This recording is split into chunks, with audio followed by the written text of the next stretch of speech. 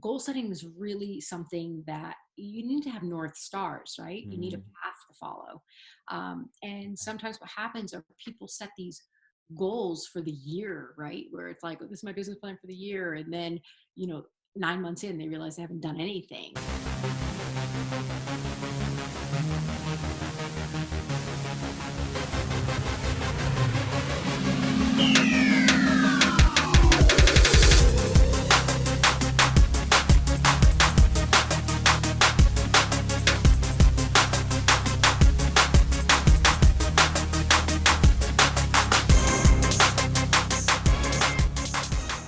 Well, officially, welcome back to the Life and Business Hack Show. I am your host, the real Stephen Corcoran here, and I have a special lady for you guys today. This lady I met her in Australia actually, and she is known for being a brand strategist. Also, she is very well known for goal setting. Now, she has a unique twist on goal setting and how to set them that we can achieve them. Now, before we even dive into that, I want to get into a little bit of and introduce you guys to Izzo. Hi, everybody. It's so good to meet you, Stephen. Thank you for having me on. I am so excited to be here with you. I'm literally on the edge of my seat here, Sue, because when I Go met you in when I met you in Australia, I saw your brilliance come to life. You're a renowned speaker and you're a thought leader and very sought out. So I just got to say thank you for coming on the show today and taking the time to bring knowledge to my audience and bring knowledge to me. Awesome. Awesome. I'm so happy to be here. Thank you for having me. Now, let's go back a little bit so people get to know you a little bit here, Sue. Is how you started your entrepreneurial journey is a very interesting one, come to say. So how'd you even start? What was the first business you started? Um, let's lead into that a little bit. Well, I was definitely a born entrepreneur. I was always trying to make money and coming up with businesses as a child. I used to like write up flyers and offer to weed people's lawns, and clean their Yeah, bathrooms. So they give wouldn't me have to buy. something. Yeah, totally. Like I would go in my room, I'd grab all my board games and stuffed animals I didn't So you want. started at 6 years old, is what you're saying. Very young. Yeah. Yeah. I actually have a photo. Hold on. Here's me as a young Oh, entrepreneur. you're working right away. Yeah, I'm working right away, like no joke. But my first legitimate business I founded when I was about 24, 25 years old. Okay. I had gone to undergrad in Burlington, Vermont, and fell into the snowboarding world. Mm. I was already an athlete, fell into the snowboarding world, fell into working for Burton Snowboards, and just became fascinated with marketing. And I didn't really know what marketing was, Mm. and all the athletes and all of that. And when I graduated school a couple years later, I fell under a sports agent, under kind of working under him. And Mm. he was like, you know, you're good at this. You're really good at connecting people. You should do this. And I was, like I said, 25. I had no idea what I was doing. I did not study it at school. My mother told me to be a school teacher. So when I got married and had kids, I'd have the summers off, you know, and being a deadhead, I was like, oh, that sounds easy, you know. But fast forward to 1999, and I sat down in my fifth grade bedroom and I started calling snowboarders that I knew and saying, hey, would you let me try to get you deals? Endorsement deals. Yeah. And I called one snowboarder. He didn't answer. I called the second one. He picked up and he said, sure. And that is how Mosaic Beautiful. Sports Management was founded, in my fifth grade bedroom. That's awesome. Just bootstrapping it as you go. There's a couple of key things that you said there that I thought was very impactful is right away you found a mentor. You found somebody who is going to guide you and they saw a spark in you. That's the thing. Sometimes we don't see the spark in ourselves till somebody brings it out of us. And I seen that. And I know you are amazing at attracting people because you attracted me right away. I was Little so, room. Oh, yeah, sorry. I was so lucky. There was two attorneys, John Flanagan, who was the agent that I worked under for a short period of time, and then there was another attorney, Tim Bishop. This was all in Connecticut, where I was raised and living at the time, and it was because of them. I mean, they were the two that encouraged me, and said, "Hey, listen, we'll help you along the way." Mm. And so I really do owe a lot of it to those two gentlemen. Yeah.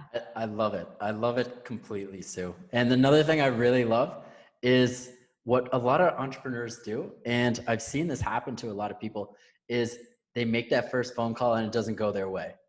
And what do they naturally do? Give up. And guess what you didn't do? And the reason why that was so successful is because your resilience. That's another thing I want to take out of that story because it's so brilliant that Yeah. you never know what happens at that next call could change where you're at. I really took it as it's just a no for now.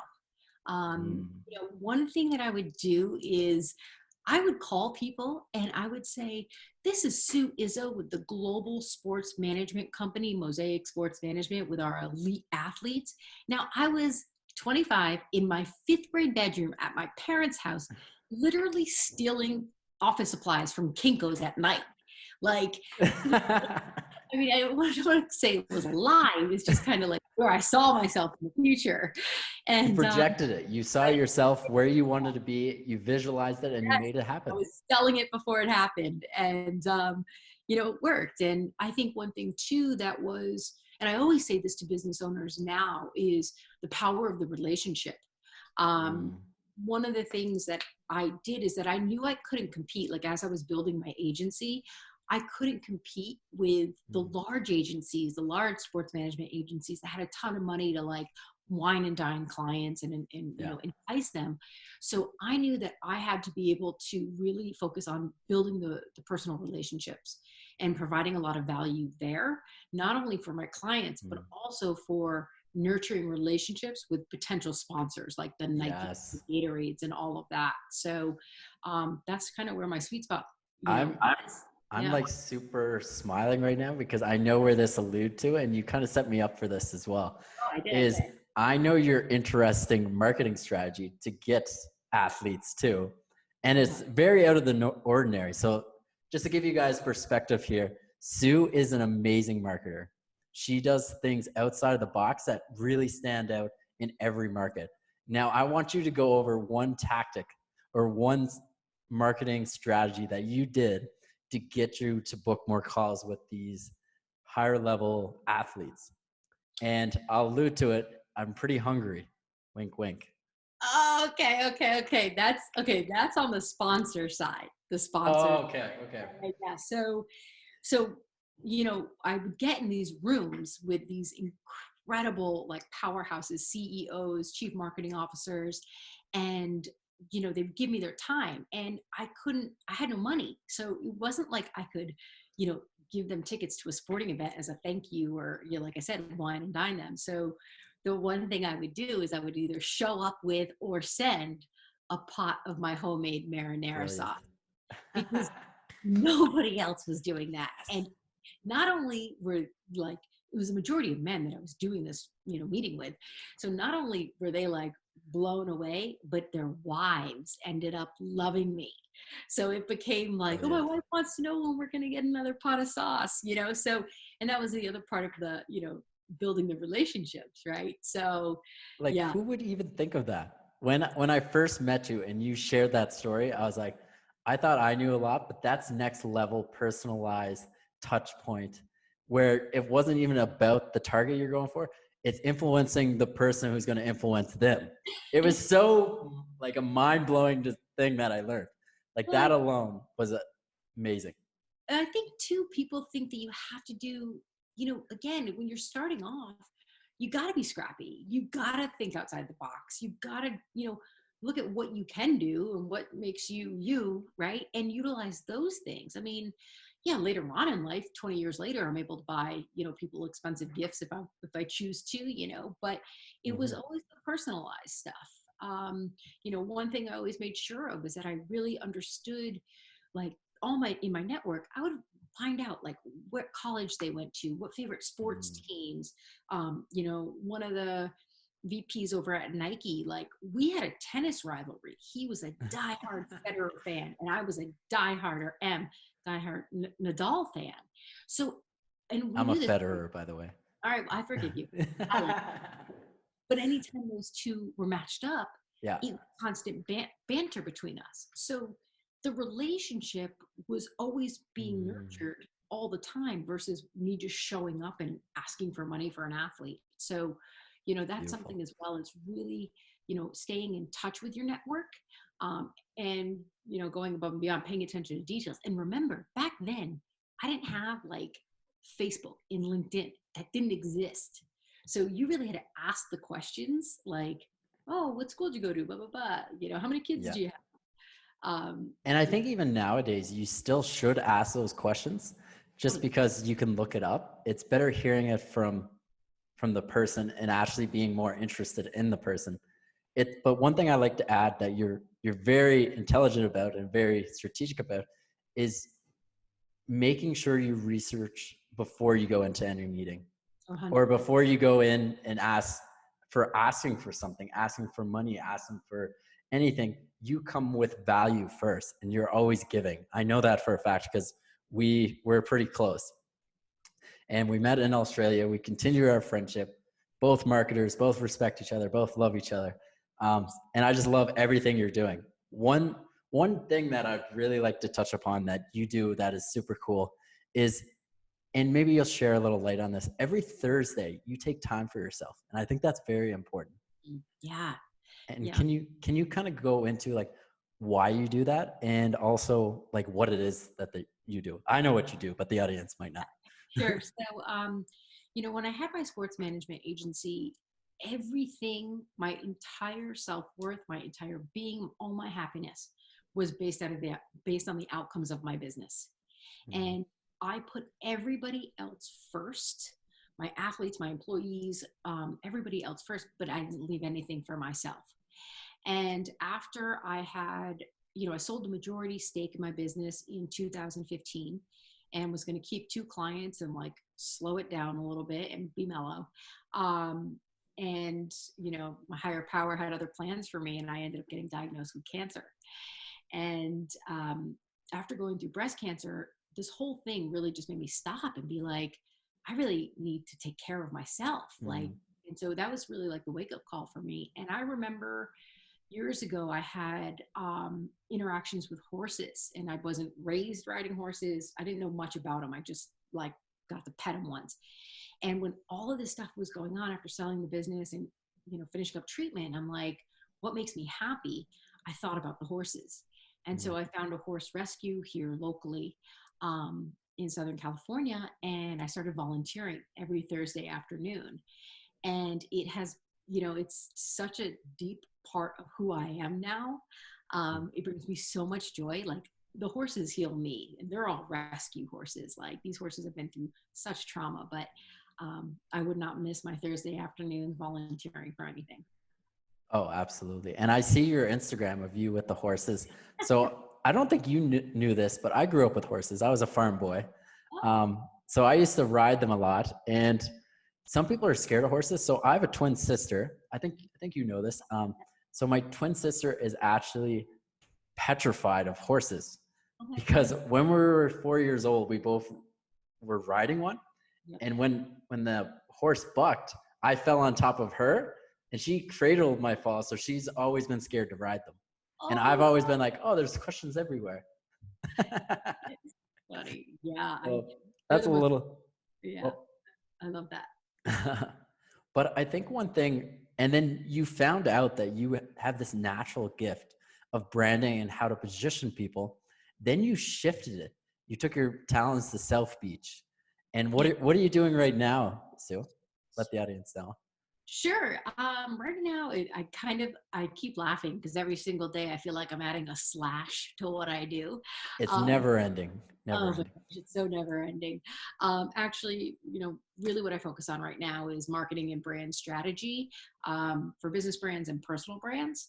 So really helping people figure out what their why is, like what do they want to be known for, and how to amplify that through the necessary channels. And so what I'm really good at is figuring out that emotional connection, the problem they solve, and then developing that why that is, people resonate with, and then figure out what's right for that person. I've created documentaries and web series and product lines and all of that. And so, figuring out what is the right way to amplify their message and make a connection.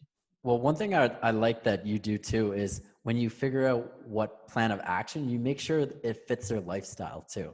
Because it's like, do you really want to be doing this every day?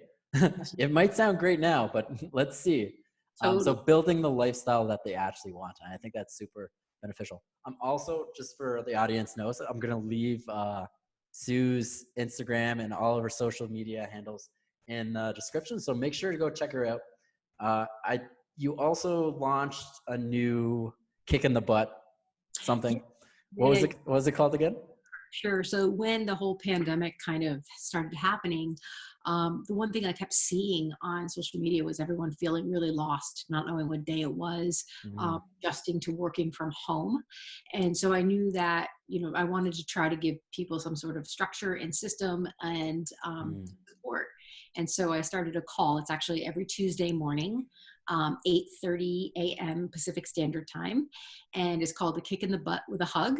And it's a free call. And we get on, and sometimes, I go over topics such as like goal setting, habit forming, mindset, marketing. Sometimes it's just a collective talk with the topic.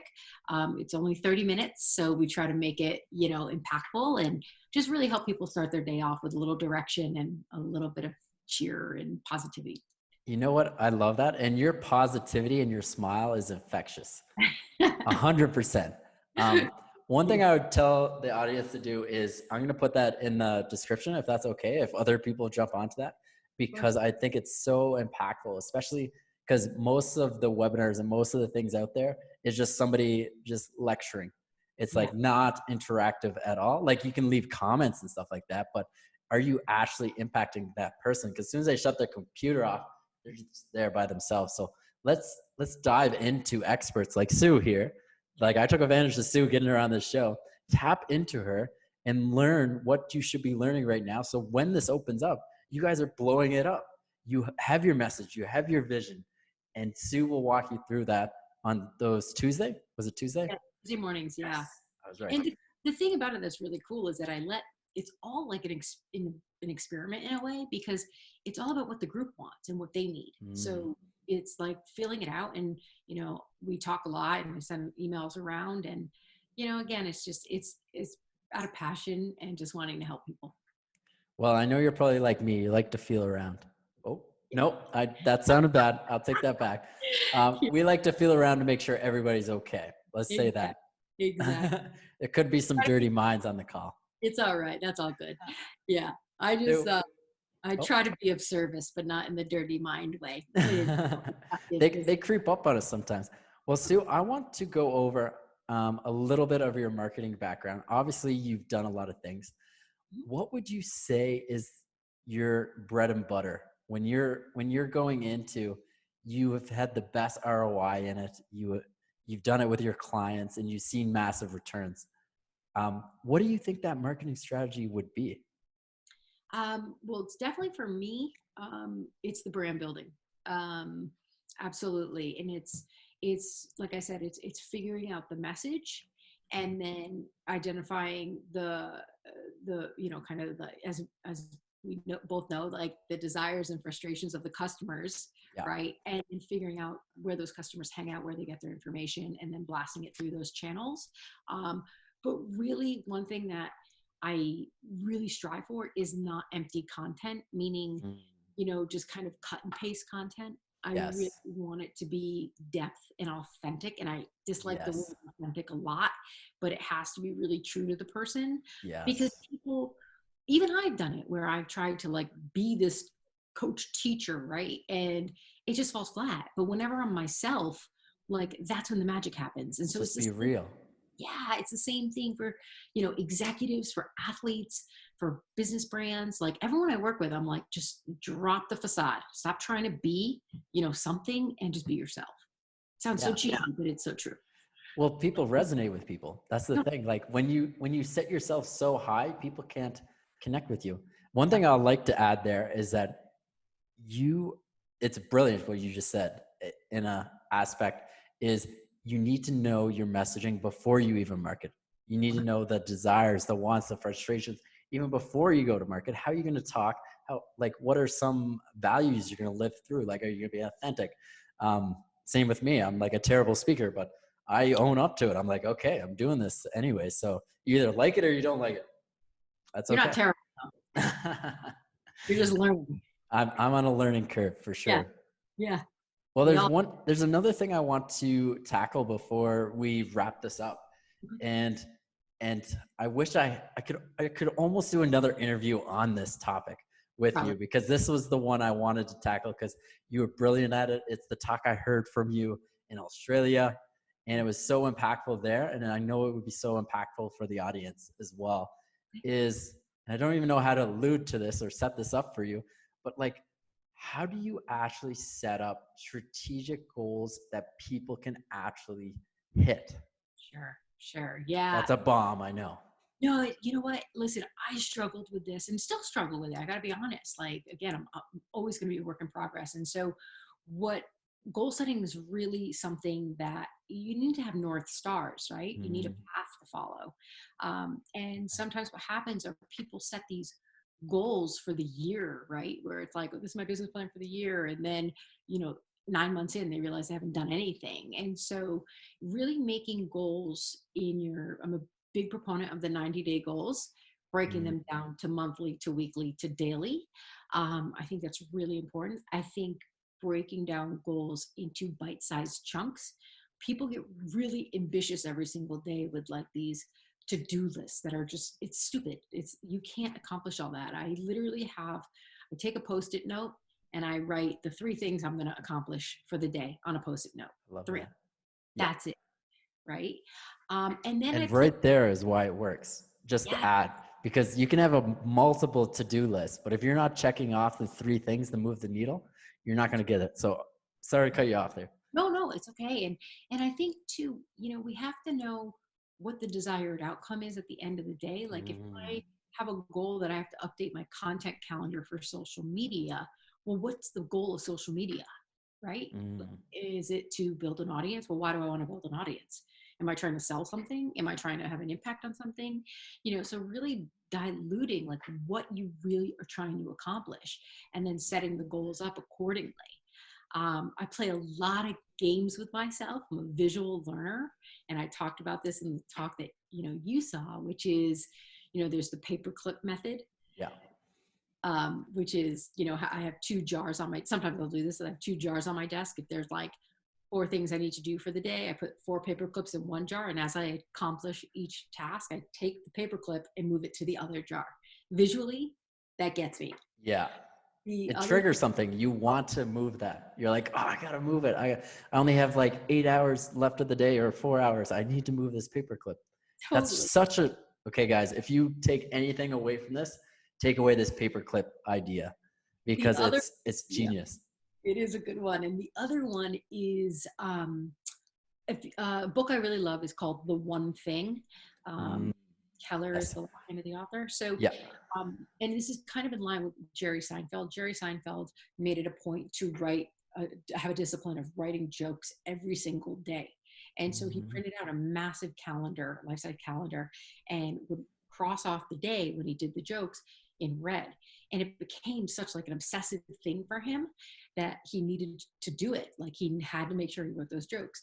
So in The One Thing, they talk about this as well, that takes 60 days to develop a habit. And so I have a calendar that's 60 days and you only choose one thing that you want to learn to master or develop a habit with. For me, it was, I really wanted to increase my exercise. So I printed up a calendar and it was 30 minutes exercise every day. And literally it's on my fridge. I'm like a crazy woman now. I went out and I bought a Fitbit. Like you're fitness now. You're a fitness person. Cross out that thing every day, whatever you need to do to kind of like get going. I know we just crossed over from goals to habits, but it's all one in the same. They intertwine. If you're not doing discipline and you're not doing the same stuff, you're never going to hit that goal. So I think they're intertwined. One thing I want to do for the audience here as well, if you don't mind, Sue, is I want you guys to be able to tap into Sue.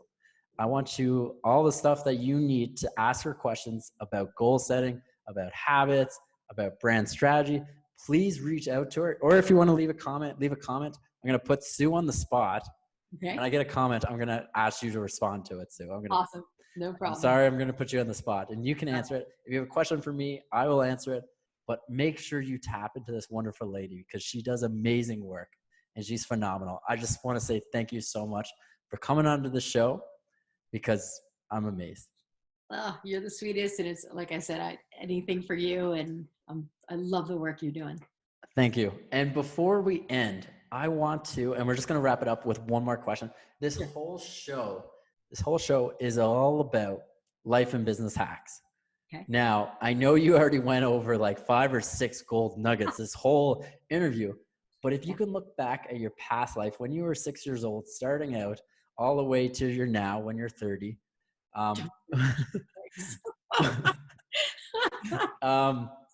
what is a tip or hack that you do almost daily or weekly that has got you to where you are today that you'd share with the audience? Okay. One thing for certain is, like It's I tough. mentioned, it's the relationship building. I really take the time to reach out to people. I think there's so much value in that. The other discipline is really the morning routine and setting your day up right. I think it's really important to have, something that puts you in a positive mindset and your time first before you roll over and open your phone. I think those are 2 really important things. I think 100%. I'm just going to repeat exactly what Sue said there. Reaching out, but not mass reaching out that it's not authentic. She's definitely going to agree with me on this one. Is come from a genuine, add your personality into it. Don't just follow up to say, hey, I'm following up. Yeah. She knows that. It's not like an email. I'm always No. like a written note or a phone call. Or a video sent. Yes. I'm a big fan of video now. It's been working really well. And the second thing is setting up your morning, like exactly what you said there. If you don't have an intention for the day, you're going to be lost. And I've been lost. I know when I do it, it happens. Shit gets done, per se. And Sue, I just want to thank you again for coming on. Like, I knew this was going to be a super fun interview, and I couldn't wait to introduce you to everybody. Let people tap into you. Please abuse this woman, not in a bad way, but tapping into her knowledge. Yes. I'm happy to help. Okay. Thank you, Sue. With that, we're going to come to a wrap, guys. Thanks for tuning in to the Life and Business Hack Show. Again, I'm your host, the real Stephen Corcoran, and this is Sue. Make sure to tap into her. Thank you. Bye-bye.